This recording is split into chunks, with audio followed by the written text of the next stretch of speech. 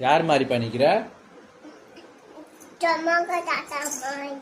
சண்முக தாத்தா மாதிரி நிக்கிறியா? இப்படிதான் நிப்பாரு அவங்க தாத்தா.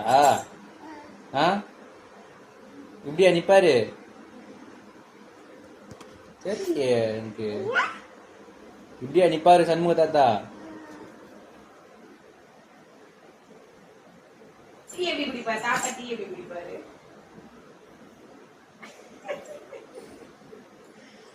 தாத்தா ரொம்ப பிடிக்குமா?